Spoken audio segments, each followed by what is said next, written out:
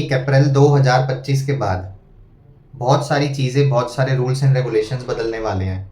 सबसे पहला फ़ायदा इसमें मिडिल क्लास को होगा, कहीं न कहीं नुकसान भी होगा, खर्चे भी बढ़ेंगे और कहीं न कहीं फ़ायदा भी होगा। तो ये वीडियो मिडिल क्लास के लिए होने वाली है, जो नॉर्मल अपना कमाते हैं, खाते हैं, और जो कम कमा पाते हैं, उनके लिए भी ये वीडियो बहुत इम्पोर्टेंट होने वाली है। पहली चीज़, जो भी मिडिल क्लास लोग 6 लाख तक कमाते थे पहले पर एनम, उनके ऊपर टैक्स नहीं लगता था, ज़ीरो टैक्स देते थे। अब इसको बढ़ा के गवर्नमेंट ने 12 लाख तक कर दिया है।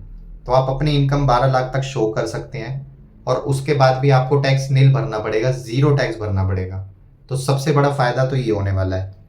इसका ये फ़ायदा हो सकता है कि कल को आप बिज़नेस लोन लेते हैं, बैंक के पास जाते हैं, प्रॉपर्टी लोन देख लेते हैं, तो कम से कम आप ये शो कर पाएंगे कि भाई मैं 12 लाख तक कमाता हूँ। उस हिसाब से आपकी ईएमआई बनेगी, तो आपका लोन अमाउंट बढ़ जाएगा। तो पहला ये बहुत बड़ा फ़ायदा होने वाला है। दूसरा लेडीज़ से रिलेटेड है, उनके किचन से रिलेटेड है। कमर्शियल सिलेंडर के प्राइसेस स्लैश कर दिए गए हैं, कम कर दिए गए हैं। दिल्ली में लगभग 40 से 50 रुपए के बीच में स्लैश कर दिए गए हैं। तो अगर मंथली का हिसाब लगा लो तो 40 रुपये पर मंथ, 12 मंथ के हिसाब से 400-500 रुपये का आपको कहीं ना कहीं कोई फ़ायदा हो रहा है। तो कुछ ना कुछ बेटर ही है, और कुछ मानो या ना मानो। तीसरी चीज़, एटीएफ फ्यूल जो होता है, जो कि एरोप्लेन्स में डलता है, एविएशन टर्बाइन फ्यूल, उसके प्राइसेस भी कम हो गए हैं काफ़ी ज़्यादा अमाउंट में।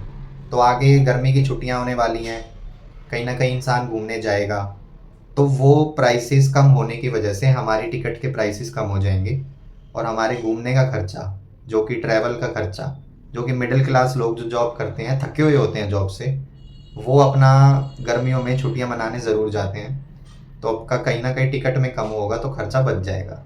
3 चीज़ें तो ये हो गई। चौथी चीज़, मिनिमम बैलेंस रिक्वायरमेंट। बैंक ने अपने रूल्स बदलना शुरू कर दिए हैं, कुछ ना कुछ बदल ही गया है।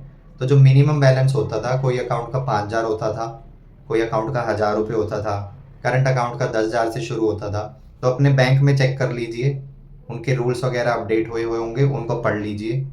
तो मिनिमम बैलेंस की रिक्वायरमेंट पूरे करना ज़रूरी है, जिससे कि आपको कोई पेनल्टी ना लगे। 1 अप्रैल 2025 के बाद ये रिक्वायरमेंट भी चेंज हो गई है। पांचवी चीज़, सबसे इम्पॉर्टेंट यही चीज़ ये है कि यूपीआई नंबर जो यूज़ नहीं कर रहे हैं, जिस नंबर से यूपीआई कनेक्टेड है, अगर वो बहुत टाइम से यूज़ नहीं हुआ है, लगभग 6 महीने साल से, वो ऑटोमेटिकली डीएक्टिवेट हो जाएंगे।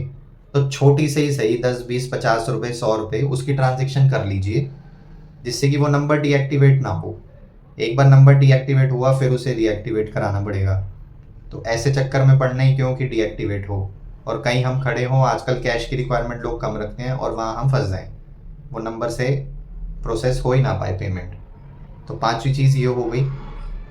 मिडिल क्लास को ये सारी चीज़ें कहीं ना कहीं इफेक्ट करती हैं, चाहे वो कमर्शियल सिलेंडर से ले लो, चाहे वो यूपीआई रिक्वायरमेंट ले लो। और सबसे इम्पॉर्टेंट इसके अंदर यही चीज़ है कि जीएसटी की जो रिक्वायरमेंट है, वो करके ना गवर्नमेंट ने मिडिल क्लास में के हाथ में, आज तक लोग कहते थे कि मिडिल क्लास को कुछ नहीं मिला, कुछ नहीं मिला, ये पहली बार बहुत सालों बाद हुआ है कि कुछ ना कुछ फ़ायदा होने वाला है। लोन वगैरह में सबसे बड़ा फ़ायदा होगा कि आप इनकम अपनी शो कर पाएंगे कि 12 लाख तक कमा लिया। अब कोई लोन अमाउंट बड़ा करके दे दो, कुछ बढ़ा दो हमारे लिए, जिससे कि हम कुछ अच्छी चीज़ खरीद पाएँ या अपने बिजनेस में लगा पाएँ। तो ये बहुत बड़ा फ़ायदा होने वाला है। ऐसी वीडियोस के लिए मुझे सब्सक्राइब कर लीजिए। कहीं ना कहीं ऐसी इन्फॉर्मेशन के साथ, चीज़ों के साथ कहीं ना कहीं आपका फ़ायदा ही कराऊंगा, नुकसान नहीं होने दूंगा, इतना मुझे अपना भरोसा है। ठीक है जी, धन्यवाद।